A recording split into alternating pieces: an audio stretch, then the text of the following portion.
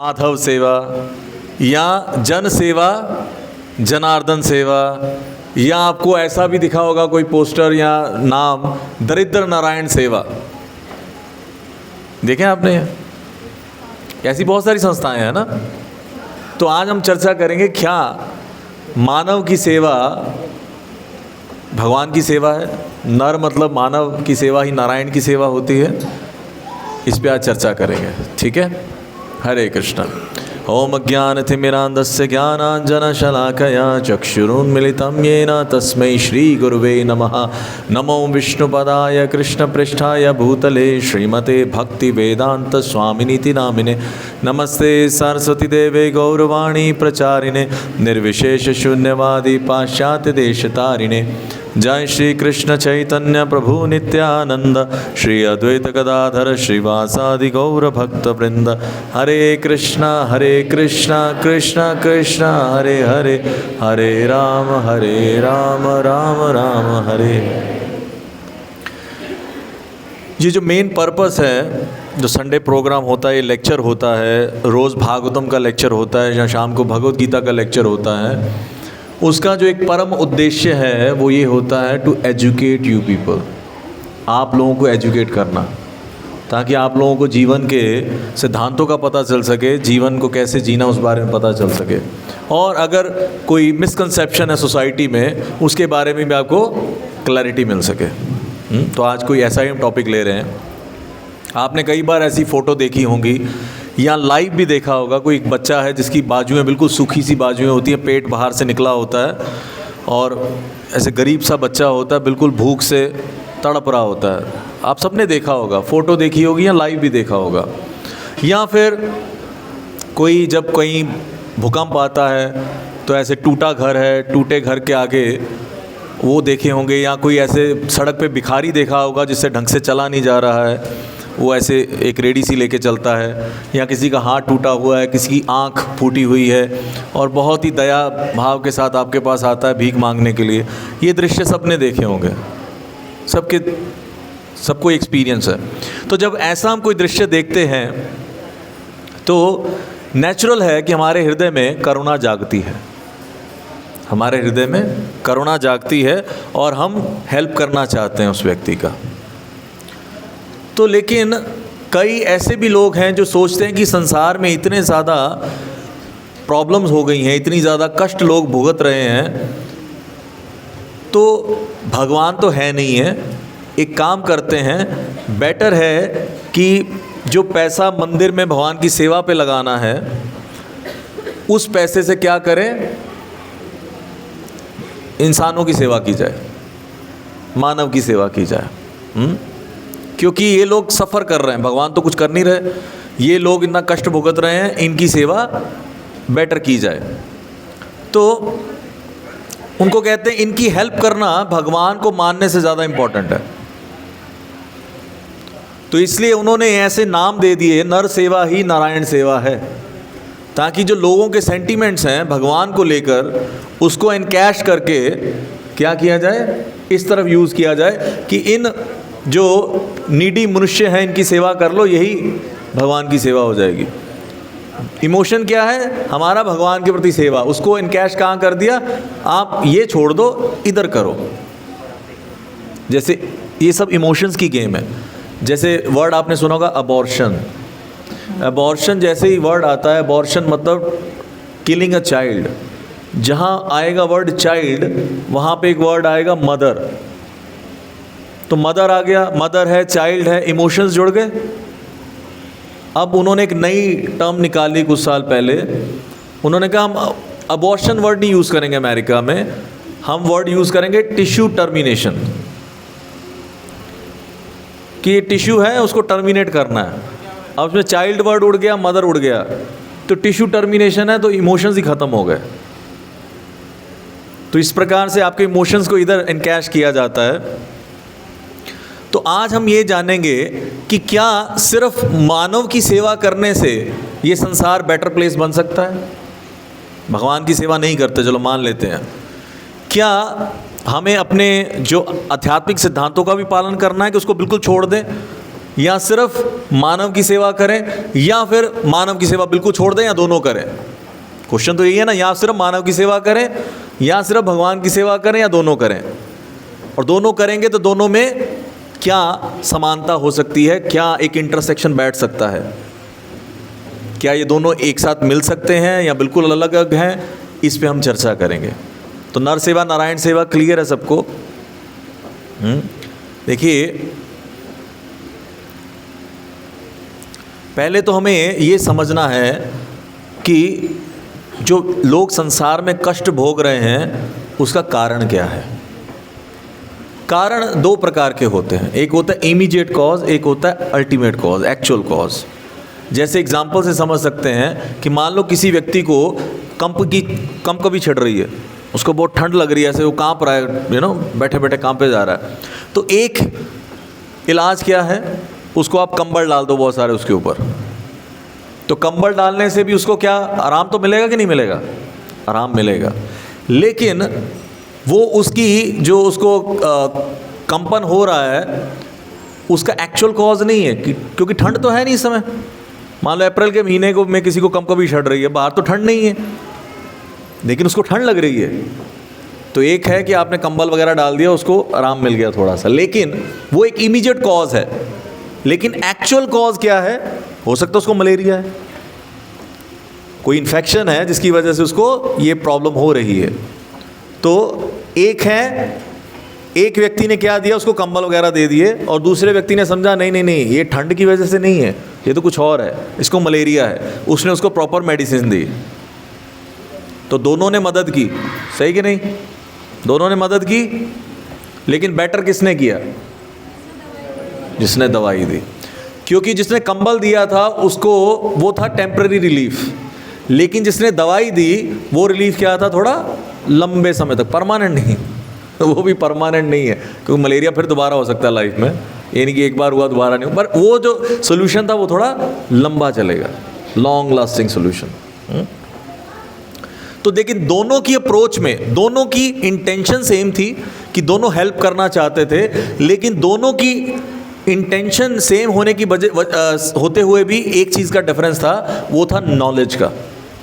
दोनों की नॉलेज में डिफरेंस था। बेस्ड ऑन कितनी किसको नॉलेज थी, उसने उतनी हेल्प करी उस व्यक्ति की। इसलिए मैं कह रहा हूँ हम यहाँ पर आपको एजुकेट करते हैं, सो दैट जब आप सोसाइटी में जाओ तो आप बेटर कर सको हर फील्ड में। तो नॉलेज के हिसाब से उन्होंने उसको हेल्प किया। सेम वे हम जब इस देखते हैं संसार में बहुत तरह के कष्ट हैं, लोग कष्ट भोग रहे हैं, तो उनमें से चलो एक ले लेते हैं, एक प्रॉब्लम ले लेते हैं, स्टारवेशन, भुखमरी, जो बहुत कॉमन है, दिखती है। भिखारी भी क्यों मांग रहा होता है? ज़्यादातर इसीलिए मांग रहा होता है, कोई खाना मांग रहा होता है ना। तो हम देखते भी हैं भुखमरी से लोग मर रहे हैं, तो उसको ले लेते हैं, उसके ऊपर चर्चा करते हैं कि इसका कारण क्या है भुखमरी का और इसका सोल्यूशन क्या हो सकता है। तो अगर आप देखिए कोई भिखारी अगर आपको सड़क पे मिलता है, वो खाना मांग रहा है आपसे, तो कोई भी सेंसिटिव व्यक्ति होगा वो उसको खाना दे देगा। लेकिन उसके बाद क्या उसकी जो हंगर है, भूख है, परमानेंटली ख़त्म हो जाएगी? नहीं, उसको फिर दोबारा भूख लग जाएगी। फिर कौन देगा?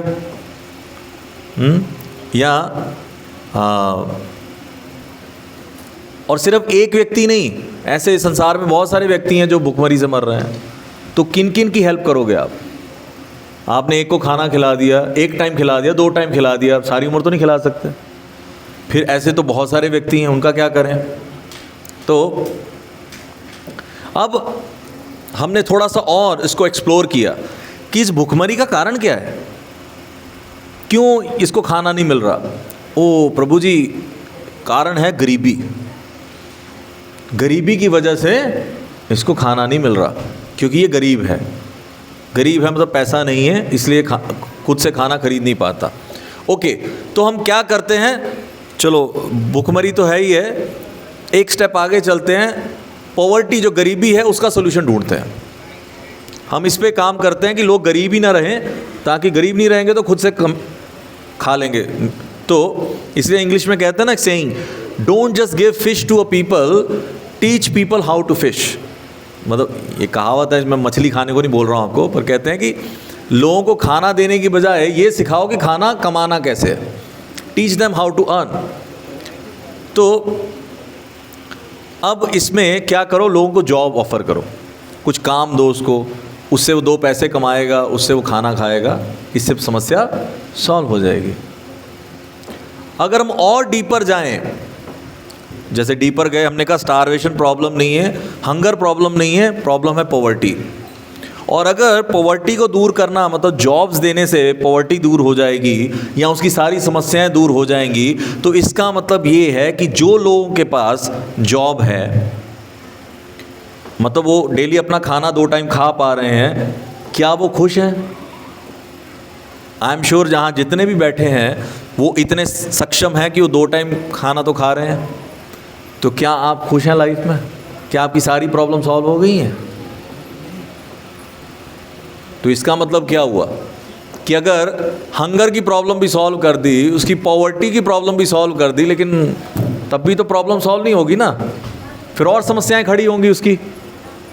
भाई बीमार होता हूँ मैं, मेरे को बुढ़ापा आ गया, मेरे को मेंटल टेंशन हो गई, बच्चे का देखना, ये करना वो करना, और कई प्रॉब्लम खड़ी हो जाएंगी, तो प्रॉब्लम तो ख़त्म ही नहीं होगी। तो कहाँ तक आप नर सेवा करोगे? ये भी क्वेश्चन आता है ना, कहाँ तक करेंगे? तो इसका मतलब है कि जो सफरिंग का जो कारण है, जो कष्ट आ रहे हैं, उसका जो कारण और भी डीप है, सिर्फ हंगर या पॉवर्टी नहीं है, और भी नीचे कुछ और भी डीप में है। क्या है? तो जैसे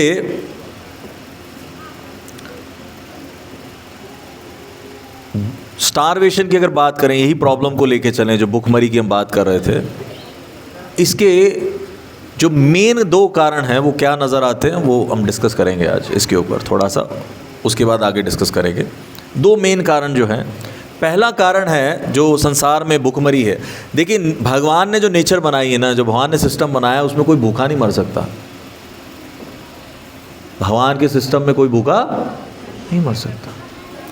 आप में से कितने लोगों को एक्सपीरियंस हुआ हो कि आपके घर के आगे हाथियों ने आके हड़ताल कर दी हो कि जंगल में हमें खाना नहीं मिल रहा, हमें खाना दो, खाना दो, खाना दो? ऐसा कुछ हुआ कभी? और हाथी जितना एक टाइम पे खाता है, आप लोग 1 महीने में खाते होगे। तो क्या उन्होंने कभी स्ट्राइक की? चींटी, ये हाथी, चींटी, ये कौन सी इंजीनियरिंग कॉलेज में जाते हैं या कौन सी लॉ की डिग्री जाते हैं, जो कौन सी जॉब करते हैं 2 टाइम का खाना खाने के लिए? इनको मिलता है कि नहीं मिलता? अभी आप यहाँ चीनी फेंको, वहाँ से चींटियाँ पहुँच जाएंगी। कौन उनको बता रहा है यहाँ पे खाना है? बंदर होता है, बंदर को सब डंडा मारते हैं, पत्थर मारते हैं, वो भी 2 केले उठा के भाग जाता है, वो भी कोई ना कोई चीज़ लेके भाग जाता है। सबको भगवान की नेचर के सिस्टम में सबको खाना मिल रहा। कोई जानवर भूखा नहीं सोता। कभी ये देखा है कि जानवर भूखमरी से मर रहे हो जंगल में? हाँ, यहाँ ज़रूर मर सकते हैं जो आपने पाले हुए हैं, बट जंगल में कोई भूखमरी से नहीं मर रहा। तो भगवान ने जो सिस्टम बनाया है, लेकिन फिर भी भूखमरी क्यों है? उसके 2 कारण हैं। पहला, greed among the wealthy, and second, lack of self control amongst the needy. पहला कारण क्या? ग्रीड अमंग द वेल्दी, जो अमीर लोग हैं उनका लालच, और दूसरा जो नीडी लोग हैं, जिनको ज़रूरत है, उनका कंट्रोल ही नहीं है अपने ऊपर, उनका अपना मन और इंद्रियों पर कंट्रोल नहीं है। अब इसको समझेंगे कैसे। फ्रांसिस लोपेज करके एक व्यक्ति ने बुक लिखी थी, फूड फर्स्ट। उसमें उसने रिसर्च किया था कि अफ्रीका में जितने अकाल पड़ रहे थे, सूखा पड़ रहा था, उस समय अफ्रीका के अंदर ही इतना ग्रेन होता था दूसरी जगह पे कि जिससे उन गरीबों को खाना खिलाया जा सके आराम से। लेकिन because of political and economic purposes की वजह से उस खाने को होल्ड किया जाता था, गोडाउन में रखा जाता था, ताकि लोगों को मरने दिया जाए और ताकि और पैसा बनाया जा सके। तो ग्रीड अमंग द वेल्दी मतलब वो दूसरों का शोषण करते हैं। इंडिया में भी फ्रीक्वेंटली होता है, इंडिया में भी होता है। गोडाउन में खाना सड़ रहा होता है लेकिन देंगे नहीं। मैं आपको एक एग्जांपल देता हूँ। जब मैं इंजीनियरिंग कर रहा था 2001 या 2000 की बात है या 99, उस भुज का जब आया था अर्थक्वेक, गुजरात में एक अर्थक्वेक आया था 99 या 2000 में, तो मैं इंजीनियरिंग कर रहा था, तो हमारे कॉलेज के पास ही FCI का गोडाउन था, ज़्यादा दूर नहीं, दिखता था कॉलेज से कि उस सामने गोडाउन है। और वहाँ पे लिटरली गोडाउन में जो अनाज पड़ा था वो पड़ा था, लेकिन उसके बाहर भी बहुत सारा अनाज पड़ा था ओपन में, जो अंदर रखने की जगह नहीं थी। और वहाँ बारिश हो रही थी, लिटरली उस दिन बारिश हो रही थी और सड़ रहा था। और हम यही डिस्कशन कर रहे थे कि ये यहाँ पे अनाज सड़ रहा है और वहाँ पे भूखमरी फैली हुई है गुजरात में, वहाँ उसको नहीं भेज सकते ये लोग कि इसको वहाँ भेज दिया जाए। नहीं, ये जी पंजाब का है जी, ये तो हम क्यों दें दूसरी स्टेट को। जैसे पानी के पीछे भी लड़ते हैं ना, पंजाब हरियाणा, पानी मेरा पानी उसका। That's what is happening. Economic reason, political reason, या फिर अमीर लोगों का जो शोषण प्रवृत्ति है उसकी वजह से क्या होता है, इस तरह से मिसमैनेजमेंट होता है। आपको पता है संसार की 6 नदियों में से, हर एक 6 नदियों में से एक नदी समुद्र तक नहीं पहुंच पाती है, रास्ते में ही सूख जाती है। उसका कारण क्या है? Exploitation of water. Natural resources का जब एक्सप्लॉयटेशन होता है तो इसलिए ये होता है। प्रॉपर चैनलाइज नहीं किया गया, उसमें और केमिकल डाल दिए गए, उसको डाइवर्ट कैसा कर दिया गया, वो ख़त्म ही हो जाती रास्ते में इधर उधर जाते जाते।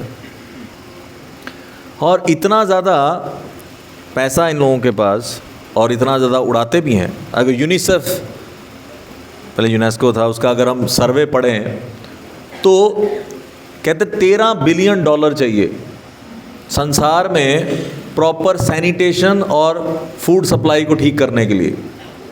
13 बिलियन डॉलर, जिससे सारी साफ़ सफाई, सैनिटेशन और सबको खाना मिलेगा, ऐसा सिस्टम बन जाएगा 1 साल तक। 1 साल तक सबको खाना मिल जाएगा उसे, पूरे वर्ल्ड में। और वो जो पैसा है 13 बिलियन डॉलर, उतना पैसा अमेरिका के और यूरोप के लोग हर साल परफ्यूम में स्पेंड करते हैं, परफ्यूम लगाने में।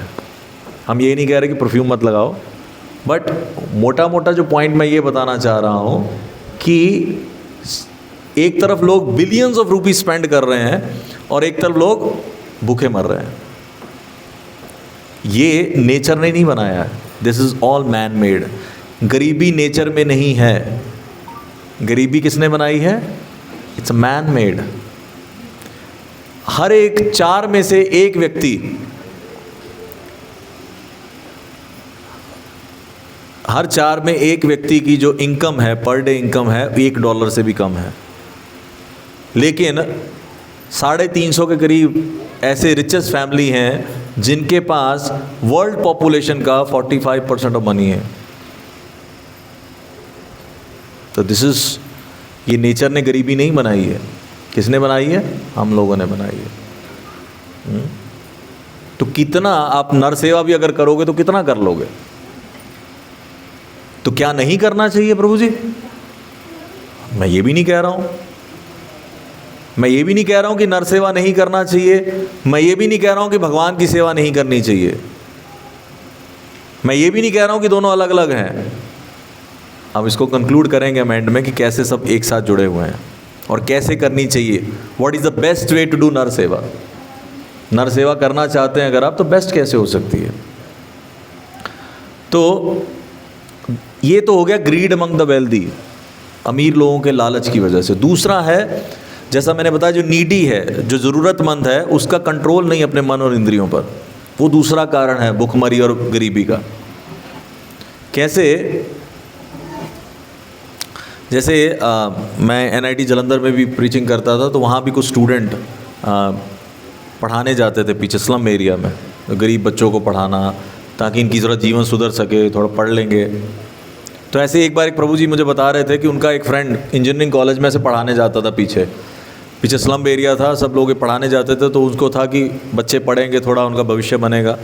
तो धीरे धीरे उसने रियलाइज़ किया कि बच्चे तो पढ़ रहे हैं, ठीक है, लेकिन इनके जो पिताजी लोग हैं, ये क्या करते? दिहाड़ी मजदूर हैं, ये पैसा तो कमाते हैं थोड़ा बहुत पैसा कमाते हैं, मनरेगा से इनको मिलता है, मनरेगा क्या ना, डेली वेजेस मिलती हैं। और ये करते क्या है, शाम को दारू पी लिया, सुट्टा मार लिया, दारू पी लिया और पैसा उसमें उजाड़ देते थे। और तो और फिर घर आके पीटते भी थे, वाइफ को पीटते थे, बच्चों को पीटते थे। तो उसने कहा अगर इससे ये काम सुधरने वाला नहीं है, तो उसने क्या किया कि उसने एक और कैंपेन चलाया उस गांव में, उस स्लम एरिया में, कि लोग जो नशा है उसको छोड़ें। तो धीरे धीरे फ़र्क पड़ा। उसने 6 महीने, 7 महीने, 8 महीने मेहनत किया, काफ़ी लोगों ने दारू छोड़ दिया, काफ़ी लोगों ने पीना छोड़ दिया, चीज़ें सुधर रही थी, सब बढ़िया चल रहा था। फिर उसके बाद आया इलेक्शन। जब इलेक्शन आया तो इलेक्शन से 2 दिन पहले 4 बड़े ट्रक आए वहाँ दारू के। और जब ये दोबारा गया तो हमने ये देखा कि सिर्फ पेरेंट्स ने नहीं पी रखी थी, बच्चों ने भी पी रखी थी, इतना दारू था। मतलब जो 8 महीने उसने मेहनत किया नशा छुड़वाने में, वो एक रात में सब बराबर हो गया। तो फिर उसको समझ आया कि प्रॉब्लम कहीं और डीपर है, प्रॉब्लम कहीं और डीपर है। बहुत सारे लोग ऐसे हैं जिनके अंदर ये एबिलिटी होती है कि वो अपनी डेली वेजेस कमा पाते हैं, अपनी दिहाड़ी कमा पाते हैं, लेकिन उनको गलत आदतें लगी होती हैं, नशे की, स्मोकिंग की, दारू की या ड्रग्स की आदत लग जाती है। तो क्या करते हैं, वो सारा पैसा उसमें वेस्ट कर देते हैं, फिर कहते हैं हम गरीब हैं। और उसके अलावा अगर आप यूरोपियन यूनियन, मैं यूरोप में रहा हूँ, मैं फ्रांस में रहा हूँ, जर्मनी में रहा हूँ, वहाँ पे जो ये स्टेट्स होती हैं वेलफेयर स्टेट्स, वेलफेयर स्टेट्स सुना है आपने वर्ड? वेलफेयर स्टेट का मतलब है कि वो देश एक जिम्मेदारी समझता है कि जो हमारे देश में बेरोज़गार व्यक्ति है उसको हम बेरोज़गारी भत्ता देंगे। जब तक उसको रोज़गार नहीं मिलता उसको पालने की जिम्मेदारी क्या है, हमारी है। तो ऐसे जो भी यंगस्टर्स हैं उसको वो बेरोज़गारी भत्ता देते हैं, जिससे वो खाने का, रहने का और कुछ अपनी एजुकेशन पे खर्चा कर सके, कुछ और ट्रेनिंग ले सके ताकि वो आगे जॉब ले सके, वो इसलिए दिया जाता है। लेकिन उसके बावजूद भी मैंने क्या देखा, वहाँ पे लोग वो पैसा तो ले रहे हैं लेकिन कहाँ उड़ा रहे हैं, ड्रग्स में उड़ा रहे हैं, दारू में उड़ा रहे हैं, क्योंकि कंट्रोल नहीं है इंद्रियों पर, मन पर कंट्रोल नहीं है। तो पैसा तो मिल रहा है, वो पैसा को अगर प्रॉपरली यूटिलाइज करें, कुछ एजुकेशन ले, ट्रेनिंग लें तो वो जॉब ले सकते हैं, लेकिन नहीं, उल्टा अपना जीवन बर्बाद कर रहे हैं। ये तो वही बात होगी कि आपके हाथ में, किसी के सामने वाले के हाथ में बकेट है और आप उसमें पानी डाल रहे हो कि इसको भरूंगा मैं, लेकिन उसके नीचे इतना बड़ा छेद है, उस बकेट के नीचे भरेगी कभी वो? तो जब तक आपका इंटेंशन अच्छा है, आप नर सेवा करना चाहते हैं, लेकिन सामने वाले का अगर कंट्रोल नहीं है, अगर सामने वाले की कैपेसिटी नहीं है उसको हजम करने की, तो कोई फ़ायदा नहीं होगा। इसको और डीपली चर्चा करेंगे हम। मैं ऐसा नहीं कह रहा हूँ कि सब ऐसा करते हैं, लेकिन लार्जली काफ़ी लोग ऐसा करते हैं, वो पैसे का मिसयूज़ करते हैं। फिर ऐसे ही वेलफेयर स्टेट में एक और कंसेप्ट था सिंगल मदर्स का, अब इंडिया में भी आ रहा है ये। मैं जब वहाँ पे था 20 साल पहले, ये इंडिया में तो लिव इन नई चीज़ होगी, या इस पर चल रहा है, लेकिन उस समय कॉमन था, उस समय भी कॉमन थी लिव इन थिंग्स यूरोप में। अब लिव इन में रहते थे, लड़का लड़की आपस में रह रहे हैं, कोई कमिटमेंट नहीं है, कुछ नहीं है, उसमें क्या लड़की प्रेग्नेंट हो गई। अब कई बार ज़्यादातर तो अबॉर्शंस होते थे, नहीं हुआ तो लड़के ने कहा मैं रिस्पॉन्सिबिलिटी नहीं लूँगा, तुम देख लो, ये है वो है, अब उसको छोड़ के भाग गया वो। अब लिविंग में देखिए एक्चुअल सफरिंग किसको होती है, लड़के को कि लड़की को? लड़की को ज़्यादा होती है। और एनीवेज ये बहुत पॉपुलर किया जा रहा है मूवीज़ के थ्रू, अलग अलग सीरीज़ के through. Live in culture is very cool but is not cool. तो अब उस केस में क्या होता है, जब वो सिंगल मदर बन गई, अब क्या है, वो अभी उसकी पढ़ने की उम्र है, मतलब कॉलेज यूनिवर्सिटी में है वो, अभी वो पढ़ रही है, अब वो पढ़ नहीं पाएगी क्योंकि अब उसको, बिकॉज शी इज़ प्रेग्नेंट। तो स्टेट क्या देखती है, फिर उसको वो पैसा देती है ताकि वो बच्चे का टेक केयर कर सके, अपना सारा टेक केयर कर सके, वो सब कुछ कर सके, उसको पैसे मिलते हैं। और दूसरी तरफ वो लड़की जो वर्जिन है, जो इन चीज़ों से दूर रहती है, उसको क्या मिल रहा है, उसको पढ़ाई भी करनी है और उसको बाद में ऑड जॉब्स भी करनी है पैसा कमाने के लिए, ताकि वो फ़ीस भर सके। यूरोप में पेरेंट्स फ़ीस नहीं भरते हैं। आप सोच रहे होगे यहाँ तो इंडिया में माता पिता देते नहीं, खुद कमाना होता है वहाँ पे। जब आप यूनिवर्सिटी में चले जाते हैं, आपको खुद ही, आपको 40 घंटे का परमिट मिलता है, work permit in a week. उसमें आपको खुद ही आपकी कॉलेज फीस इकट्ठी करनी होती है, पैसे जोड़ने होते हैं। तो दूसरी तरफ वो जो इन चीज़ों से दूर है, जो लड़की, उसको मेहनत करनी पड़ रही है, उसको सब कुछ करना पड़ रहा है। और एक वो है जो सिंपली इंजॉय कर रही थी लड़कों के साथ, उसको पैसा मिल रहा है गवर्नमेंट के साथ, बाद में गवर्नमेंट से। तो इवेंचुअली क्या हुआ, उस इंटेंशन तो किसी और से शुरू हुआ, स्टेट ने शुरू किया कि चलो मदद होगी इनकी, लेकिन उसका रिजल्ट क्या हुआ इवेंचुअली, कि काफ़ी लड़कियों ने सोचा कि बेटर टू बिकम प्रेग्नेंट, कि फ्री का पैसा तो मिलेगा। ये उल्टा यहाँ पे ऐसा शुरू हो गया फिर वहाँ पे। तो ये होता है जब व्हेन वेलफेयर इज़ ऑफर्ड, जब मदद कोई ऑफर की जाती विदाउट एम्पावरिंग द पीपल, जब उनको proper with the capacity to benefit from, जब उसका जो बेनिफिट है उसको समझने के बिना जब उनको मदद ऑफर की जाती है, तो इस तरह की प्रॉब्लम्स आती हैं। चाहे वो वेलफेयर की जो भावना है वो बहुत अच्छी हो, लेकिन सामने वाले का पात्रता नहीं है उसको संभालने की, तो उसका कोई लाभ नहीं होगा। तो पात्रता भी होनी चाहिए। तो लोग देखिए, लोग इस संसार में क्यों कष्ट पा रहे हैं? संसार में लोग इसलिए कष्ट पा रहे हैं क्योंकि हमने बहुत अच्छे कर्म किए हैं? नहीं, हमने कहीं ना कहीं कुछ बुरे कर्म किए हैं, आज भी कर रहे हैं, पहले भी किए हैं, इस जन्म में भी किए हैं, जो याद नहीं है। कोई यहाँ बैठा है जिसको पैदा होने से लेके, फर्स्ट डे से लेके आज तक के हर एक दिन का हिसाब याद हो? पिछले हफ्ते का याद नहीं होगा। तो पाप तो सबने किए हैं। कईयों को तो पता है ये पाप है, किए हैं, उनके माइंड में आ रहा होगा कि, मोस्टली लोगों को तो पता ही नहीं है कि पाप है क्या। कहते मैंने तो कुछ किया ही नहीं, ये क्यों आ रहा है, मैंने तो कुछ नहीं किया।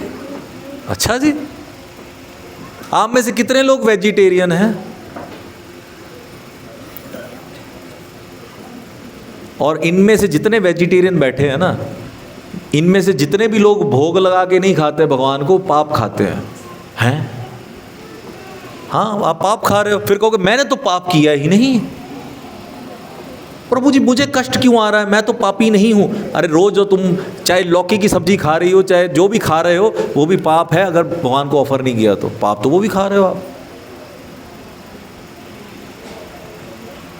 फिर कष्ट आते हैं, मैंने किसी का क्या बिगाड़ा, मेरे को कष्ट क्यों आ रहे हैं? तो the root cause of the problem is, हम में से कोई बेचारा नहीं है। कई बार हम सोचते ना बेचारा कोई नहीं है, सब ने पाप किया है, तभी यहाँ फंसे हुए हैं भौतिक जगत में। पापी हैं तो फंसे हुए हैं ना, तो बेचारे तो हुए नहीं हम फिर किसी भी एंगल से। तो अब क्या होता है, कई बार मदद करने की बजाय उल्टा उसका नुकसान करते हैं हम। मैं बताता हूँ कैसे। जैसे प्रभुपाद जी एक बार बताते हैं स्टोरी को कि जब वो कलकत्ता में थे तो उन्होंने क्या देखा, एक बार नेबर में, पड़ोस में एक माँ जो थी अपनी बेटी को बहुत डांट रही थी, लिटरली थप्पड़ मार रही थी। क्यों थप्पड़ मार रही थी कि क्या हुआ, मम्मी बाज़ार गई और उसका जो बेटा था, मतलब उस लड़की का छोटा भाई, उसको हुआ था टाइफाइड। तो टाइफाइड में एक चीज़ मना होती है, फ्राइड आइटम्स बिल्कुल मना होती हैं। तो जब मम्मी बाज़ार गई हुई थी, ये ज़िद करने लग गया, दीदी मुझे पकौड़े खाने। अब इसने क्या किया, बिकॉज शी लैक्स नॉलेज, इसको नॉलेज नहीं है, तो इसने इसको पकौड़े खिला दिए और 2-4 नहीं, उसने भर के पकौड़े खा लिए। उस चक्कर में उसको हॉस्पिटलाइज करना पड़ा। तो अगर आप मदद करना चाहते हैं सामने वाले की, लेकिन आपको नॉलेज नहीं है, पहली बात आपको नॉलेज नहीं है कि मदद कैसे करनी है। दूसरा, जिसकी मदद कर रहे हैं उसकी पात्रता नहीं है कि वो आपकी मदद को हजम कर सके, तो दोनों केस में क्या होगा, फिर ब्लंडर होगा। There will be blunder. मैं जब 4th स्टैंडर्ड में था तो हमारे एक हिंदी का चैप्टर था, रक्षा में हत्या, चैप्टर का नाम था रक्षा में हत्या। तो उसमें एक दिखाया, एक छोटा बच्चा होता है, छोटा इन द सेंस कि बहुत छोटा नहीं, बट हार्डली 8-10 साल का। तो उनका एक बरामदा होता है, गर्मी के दिन होते हैं, बरामदे में रात को शाम को लेटे होते हैं। मम्मी से पूछता है, मम्मी ये ऊपर क्या है, ये जो घास फूस सा दिख रहा है? तो मम्मी बोलती है कबूतर आता है ना, कबूतरी उनका ये घर है। अच्छा, ये बार बार आते हैं, घर है, अच्छा तो उस घर में क्या होगा? कहती उसमें उसके अंडे हैं। अच्छा, अंडे क्या होते हैं? कहते उसके बच्चे हैं, वो कबूतर के बच्चे हैं वो अंडे जो हैं। अच्छा ठीक है। तो अगले दिन ना ये सीढ़ी लगा के चढ़ता है ऊपर और देखता है कि वहाँ पे घास फूस है, तिनके हैं, सब कुछ है, कांटे भी हैं और भी गंदमंद भी है, उसके बीच में 4-5 अंडे होते हैं। कहता उसको बड़ा फील होता है कि भाई बच्चे हैं उसके, बच्चे ऐसी गंदी जगह पे रह रहे हैं, ये तो गलत बात है। तो अंडों को उठाता है, वो साइड पे रखता है, सारी जगह अच्छे से साफ़ करता है और फिर एक बढ़िया सा कपड़ा, साफ़ कपड़ा, बड़ा मुलायम सा, वो घोंसले में बिछा देता है और फिर अंडे रख देता है वहाँ पे दोबारा और छोटा सा पंखा भी लगा देता है। बड़ा खुश होता है कि क्या बात है, बच्चों के लिए मैंने कितना बढ़िया किया। और फिर सो जाता है, शाम को रात हो जाती है, उस समय सो जाता है। अगले दिन सुबह क्या देखता है, वो 5 के 5 अंडे जो होते हैं फर्श पे गिरे, टूटे होते हैं। तो ये रोने लग जाता है कि बच्चे मर गए, क्या हो गया। मम्मी को पूछता है ये क्या हो गया, ऐसे ऐसे हो गया। तो मम्मी कहती है वो ठीक है, फिर तुम क्यों रो रहे हो? नहीं, मैंने तो कल ये सारा काम किया था, उनके लिए पंखा लगाया था, मैंने ये किया था, सफाई की थी, वो की थी। तो माँ कहती बेवकूफ़ इंसान, तुझे ये नहीं पता कि इफ़ यू टच, अगर तुम कबूतरी के अंडों को हाथ लगा देते हो वो उसको रिजेक्ट कर देती है। तो उसको वो फिर वो रिजेक्ट कर देती है अगर आप उसको टच कर लेते हो। तो उसका इंटेंशन क्या था? वो रक्षा करना चाहता था बच्चों की, लेकिन हो क्या गई? हत्या। तो इसलिए चैप्टर का नाम ये था, रक्षा में हत्या। हाँ, क्लास 6 में है ये चैप्टर। ओके गुड, अभी भी जिंदा है चैप्टर। तो कहने का मतलब है कि हमारा इंटेंशन तो है कि हम हेल्प करना चाहते हैं, अच्छा इंटेंशन है, लेकिन नॉलेज भी तो हो हेल्प कैसे करनी है। अगर आपको पता ही नहीं है हेल्प कैसे करनी है तो क्या हेल्प कर लोगे आप सामने वाले की? अगर आपको उसकी डीप रूटेड प्रॉब्लम ही नहीं पता है, आप सिर्फ कंबल डाल के आ जाओगे। जैसे मलेरिया वाले पेशेंट में कंबल डाल दिया, दवाई किसी ने दी नहीं, आप भी वही करोगे। मैं जब फ्रांस में था तो मुझे एक बार मेरा पड़ोसी जो था वो मुझे कहता है लेट्स गो टुडे। मैं कहाँ जाना है? कहते today we are setting up a charitable camp. मैं कहा अच्छी बात है, चैरिटेबल कैंप सेटअप कर रहे हो, अच्छी बात है। तो जो यहाँ जो लोग हैं जिनके पास घर नहीं, वहाँ पे भी गरीब लोग हैं, वहाँ भी ऐसे रहते हैं जो साइड पे रहते हैं जिनके पास घर नहीं है, ऐसे ऐसा नहीं सिर्फ इंडिया में गरीबी है, वो दिखाते नहीं है, अलग बात है। स्लम एरिया वहाँ पे भी हैं। तो हम स्लम एरिया में जा रहे हैं, वहाँ पे आज हम खाना बांटेंगे उनको, तुम भी चलो साथ में। मैं कहा अच्छा क्या बांट रहे हो? मैं क्या बांट रहे हो? कहते विल गिव देम क्रॉसों वहाँ का एक ब्रेड होता है वो देंगे और साथ में हम देंगे सूप। मैं कौन सा सूप? Beef soup.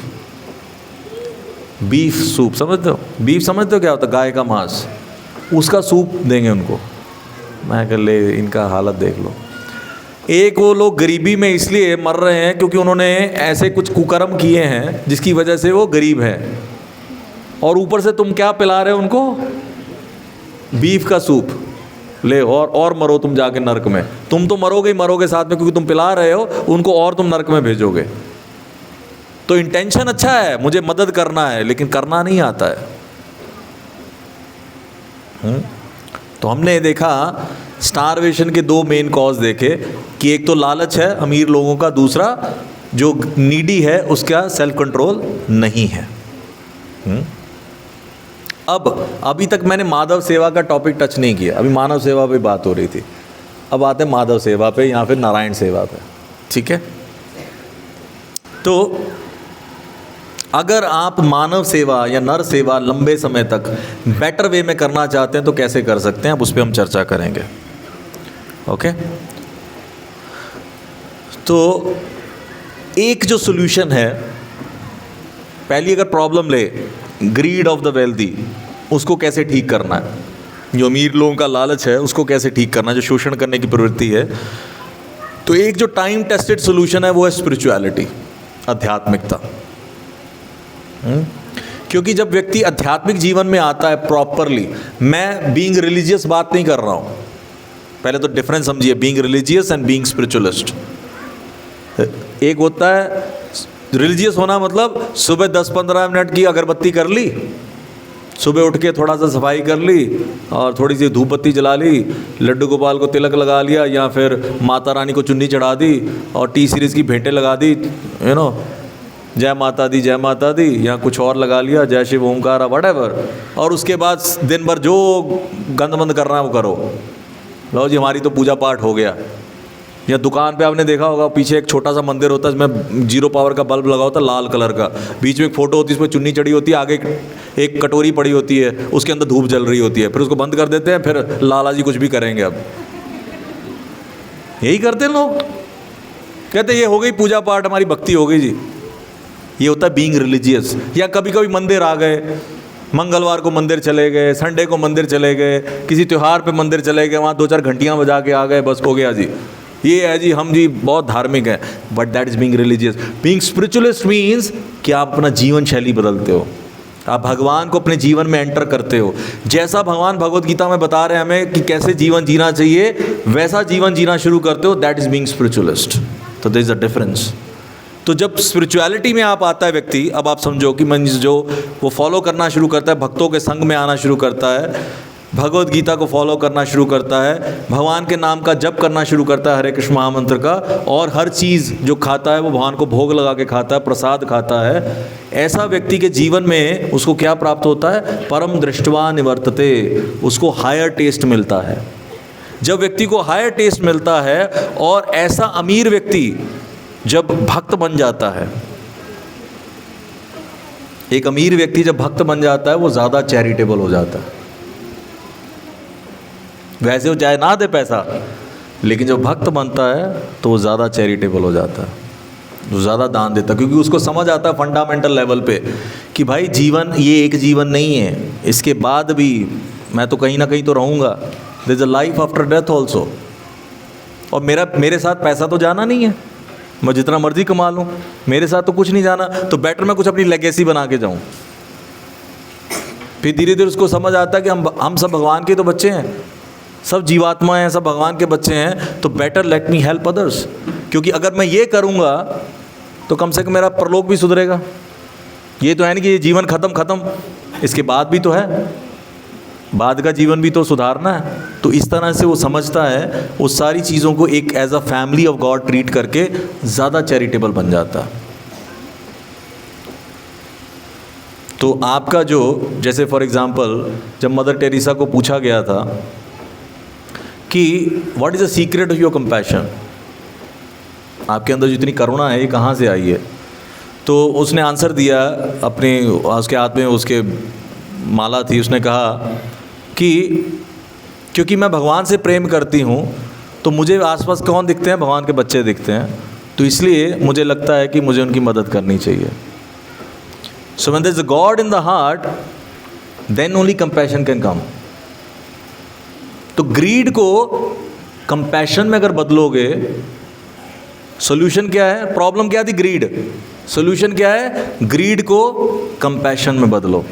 और ग्रीड को कंपैशन में, दया में कैसे बदलोगे? जब आप किसी व्यक्ति को भक्त बनाओगे, अदरवाइज नहीं हो पाएगा। श्रील प्रभुपाद जब मायापुर में थे, वहाँ एक फेस्टिवल हुआ, तो प्रभुपाद देख रहे थे, अच्छा फेस्टिवल, तो क्या देखते हैं बालकनी से नीचे, क्या देखते हैं? एक छोटा बच्चा जहाँ जूठी पतलें फेंकी गई थी, वहाँ से पतलें उठा के खा रहा था, जो बचा कुचा उसको मिल रहा था। तो प्रभुपाद ने जब देखा तो प्रभुपाद की आंखों में आंसू आ गए, और प्रभुपाद ने कहा कि मैं चाहता हूँ कि मंदिर के 10 किलोमीटर के एरिया में कोई भी भूखा नहीं सोना चाहिए। That's why we started Food for Life, जो शाम को खिचड़ी बढ़ती है ना, फूड फॉर लाइफ। तो हर मंदिर अपनी कैपेसिटी के अनुसार करता है, जितना उसको फंड्स आता है, तो फूड फॉर लाइफ प्रोग्राम किया जाता है। और ये वर्ल्ड का सबसे बड़ा वेजिटेरियन रिलीफ प्रोग्राम है। लाखों प्लेटें, करोड़ों प्लेटें डिस्ट्रीब्यूट हो चुकी हैं अभी तक इसमें। और इसमें सिर्फ ये मानव सेवा के इंटेंट से नहीं किया जाता, इसके पीछे आध्यात्मिक इंटेंशन भी रहती है। क्यों? क्योंकि हम सिर्फ खिचड़ी नहीं बांटते हैं, हम प्रसाद बांटते हैं। तो प्रसाद से 2 काम होते हैं, एक तो भूख खत्म होती व्यक्ति की, और दूसरा जिस वजह से वो कष्ट भोग रहा है वो है उसके पाप कर्मों के फल। तो जब व्यक्ति प्रसाद खाता है तो उसके पाप कर्मों के फल भी नष्ट होते हैं। तो हो गया डबल, एक तीर दो निशान है। तो अगर किसी को देना है तो प्रसाद दो, खाना देना दो। जब कोविड आया था तो 2 महीने मैं द्वारका में था, लॉकडाउन हो गया था तो उधर ही थे हम। तो वहाँ पर हमने किचन सेटअप किया था। पहले स्टार्ट किया था 5,000 से, करते करते करते करते per day it went up to lakhs. Guinness book में भी नाम आया था। तो वो जीपीएस लगाए थे रिक्शा वालों के ऊपर ताकि वो इधर उधर ना जाएं, कहीं पे सब वो सेफ रहें। तो प्रॉपर अलग अलग एरिया में जाके फूड डिस्ट्रीब्यूशन होता था, और फूड नहीं, प्रसाद डिस्ट्रीब्यूशन, क्योंकि उस टाइम लोगों के पास खाना नहीं था, जॉब्स नहीं थी, तो सब जगह दे के आते थे। लेकिन क्या दे के आते थे? प्रसाद दे के आते थे। तो प्रसाद खिलाओ, कोई दिक्कत नहीं, जितना मर्जी खिलाओ, उससे आपको भी बेनिफिट मिलेगा, क्योंकि आप सामने वाले को भक्त। और प्रसाद खाने से बहुत फ़र्क पड़ता है। मैं जो आपके सामने बैठा हूँ, मैं नास्तिक था, मैं प्रसाद खा के भक्त बना हूँ। ऐसे मुझे भक्त बनाना बहुत मुश्किल था, मैं खा खा के भक्त बन गया। प्रसाद अंदर जाता है तो कुछ ना कुछ तो होता है। कई बार लोग कह देते हैं इस्कॉन जाना, हाँ वह खाना मत कुछ भी, वो कुछ तो डालते हैं उसमें, वो कुछ तो डाल देते हैं, फिर बंदा सब कुछ छोड़ देता है। हम डालते हैं, देखो जो आप लोग जो बनाते हो घर में वो सारे मसाले हम भी डालते हैं, लेकिन एक एक्स्ट्रा चीज़ हम डालते हैं जो आपके पास नहीं है, जो बाहर रेस्टोरेंट में नहीं मिलेगी आपको, वो है भगवान की कृपा। वो होता है स्पेशल इंग्रेडिएंट। जब भगवान को भोग लगाते हैं तुलसी डाल के, तो भगवान उसमें क्या डालते हैं? अपनी कृपा। वो एक स्पेशल इंग्रेडिएंट होता है, जब वो अंदर जाता है ना तो आपका हृदय परिवर्तन करता है। तो इसलिए ये जो, अगर आप किसी व्यक्ति का लालच ख़त्म करना चाहते तो उसको किससे रिप्लेस करो? कंपैशन से रिप्लेस करो। और दूसरा प्रॉब्लम थी जो नीडी के अंदर सेल्फ कंट्रोल की प्रॉब्लम, उसको भी हम चर्चा करते हैं। उससे पहले एक और चीज़ समझते हैं। कई लोग क्या सोचते हैं कि भगवान की सेवा एक आइसोलेटेड एक्टिविटी है। ये लोग सिर्फ पूजा कर रहे हैं मंदिर में, कुछ मंत्र पढ़ रहे हैं, डांस कर रहे हैं पागलों की तरह, सुबह 4:30 बजे शुरू हो जाते हैं ये लोग। तो ये लोग समझते ये सब है भगवान की सेवा, पर ये नहीं है सिर्फ। एक्चुअली जो कृष्णा कॉन्शियसनेस है, जो भगवान की सेवा है, वो एक हॉलिस्टिक कल्चर है गॉड सेंटर्ड लिविंग का। क्यों? जैसे उस समय, अरे इधर तुम डांस करे जा रहे हो, इधर तुम क्लास में बैठे हो, उधर भिखारी भूखे मर रहे हैं, तुम उधर जाके खाना क्यों नहीं देते हो? लेकिन ये समझना चाहिए कि जब आप इस क्लास में बैठे हो, जब आप भगवान का दर्शन करते हो, जब उस कीर्तन में डांस करते हो, ये सारी चीज़ों से क्या होता है? इन्हीं सारी चीज़ों से तो हृदय परिवर्तन होता है। ये करोगे नहीं तो कैसे हृदय परिवर्तन होगा? तो ये मैंने बताया ना, the temple, the ISKCON temple is not meant to make you religious, is meant to make you spiritual. तो हमें स्पिरिचुअलिस्ट बनना है, रिलीजियस नहीं बनना है। रिलीजियस तो हैं बहुत लोग बाहर। तो जब हम इस प्रकार से भगवान की भक्ति में जुड़ते हैं तो हमारा हृदय शुद्ध होता है। एक और एग्जांपल देता हूँ। कई बार आपने देखा होगा मेडिकल कॉलेज के, जो मेडिकल हॉस्पिटल होता है उसके बाजू में कॉलेज भी होता है, मेडिकल कॉलेज होता है ना। तो उसमें जो स्टूडेंट्स होते हैं, जो फाइनल ईयर के स्पेशली स्टूडेंट होते हैं, वो आते हैं, वो भी ड्यूटी करते हैं, बीच में समझते हैं बीमारी कैसे है, क्या है क्या नहीं है। और ऐसे कई गवर्नमेंट हॉस्पिटल्स भी हैं जिसमें अंडर स्टाफ है। गवर्नमेंट हॉस्पिटल है, साथ में सरकारी कॉलेज भी है, मेडिकल कॉलेज, और उस हॉस्पिटल में चले जाओ तो अंडर स्टाफ है, वहाँ डॉक्टर ही नहीं है, डॉक्टरों की कमी है या जो भी है। अब उसमें कोई अगर बोले कि भाई यहाँ डॉक्टर नहीं है, और जाके हॉस्टल में चलाए वो कि तुम लोग यहाँ डॉक्टर हो, तुम इधर लोग क्यों नहीं आते हो, इधर डॉक्टर नहीं है, इधर मरीज मर रहे हैं, ये हो रहा है वो हो रहा है, तो क्या सही है वो? क्योंकि जब तक वो ट्रेनिंग नहीं ले लेता, जब तक वो समझ नहीं लेता, एजुकेशन ट्रेनिंग नहीं हो जाती उसकी, वो कैसे ठीक करेगा किसी को? वो ठीक नहीं कर सकता। तुम यहाँ एसी रूम में बैठे हो, इसलिए इंटेंशन अच्छी भी हो, लेकिन अगर इंटेंशन के साथ, मेरी इंटेंशन अच्छी है लेकिन मेरे पास कैपेसिटी नहीं है दूसरों की मदद करने की, मेरे पास कैपेसिटी नहीं है, मेरे पास नॉलेज नहीं है, मेरे पास ट्रेनिंग नहीं है कि सामने वाले की हेल्प कैसे की जाए। जैसे एक डॉक्टर है, डॉक्टर का अब वो स्टूडेंट है, डॉक्टर स्टूडेंट है, उसका इंटेंट अच्छा है, लोगों का इलाज करना है, लेकिन अभी उसको सर्जरी करनी नहीं आती है, उसको उसका ज्ञान नहीं है, वो कैसे मदद करेगा किसी के सामने वाले की? क्रोसिन व्रोसिन दे देगा वो, लेकिन सामने बैठा पेशेंट, उसकी सर्जरी करनी लोगों को आती नहीं है। अगर आप किसी की मदद करना चाहते हैं तो इंटेंट अच्छा होना चाहिए, इंटेंट के साथ नॉलेज होनी चाहिए, नॉलेज के साथ आपके कैपेसिटी भी होनी चाहिए उसकी मदद करने की। 3 चीज़ें होंगी तो मदद कर पाओगे, नहीं तो ढंग से मदद नहीं कर पाओगे। तो उसी प्रकार से जो दूसरी प्रॉब्लम थी कि जो नीडी व्यक्ति है उसका सेल्फ कंट्रोल नहीं है।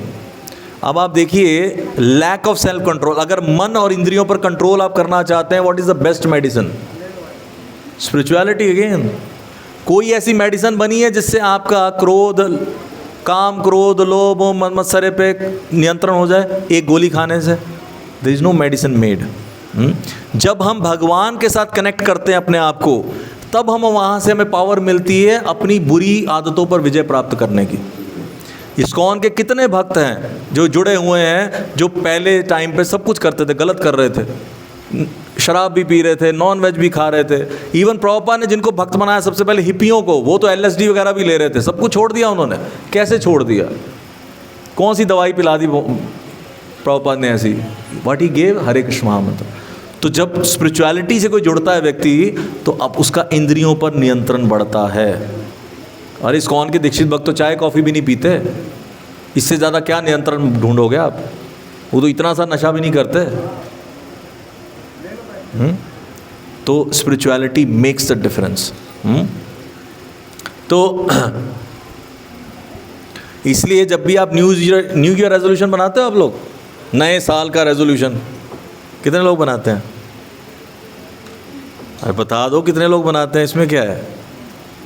यहाँ कभी कोई रेजोल्यूशन बनाया होगा कि मैं ये करना है, ये करना है, ये करना है, बनाते हो ना? लेकिन उसके साथ एक और रेजोल्यूशन ऐड करना, वो क्या है? How to increase your spiritual commitments, कि आध्यात्मिकता में आगे बढ़ने की वो भी रेजोल्यूशन बनानी है साथ में।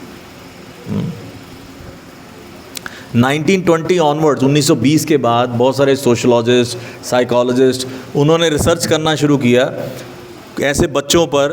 एक सेट ऑफ बच्चे जो रिलीजियस थे और एक सेट ऑफ बच्चे जो नहीं थे, उन दोनों को उन्होंने पूरा ऑब्जर्व किया अगले 50 साल तक।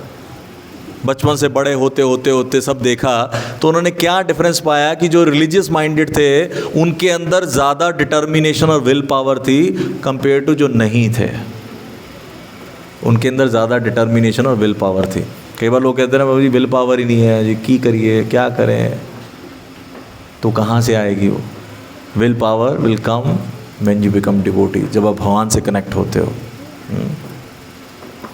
तो अगर लोग अपनी सेल्फ मास्टरी कर लेंगे, आत्म संयम करेंगे, तो प्रॉब्लम कम होगी उनके जीवन में, सेटिस्फाइड रहेंगे।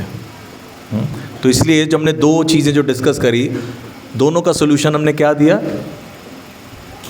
आध्यात्मिकता। ऐसे आप कोई भी प्रॉब्लम ले आना मेरे सामने, मैं उसको कनेक्ट कर दूंगा भगवान के साथ विद लॉजिक कि सोल्यूशन वहीं से निकलेगा और कहीं से नहीं निकलेगा। आपको पता है जब अर्थक्वेक आता है, कोई भी भूकंप आता है, तो बहुत सारी चीज़ें अस्त व्यस्त हो जाती हैं।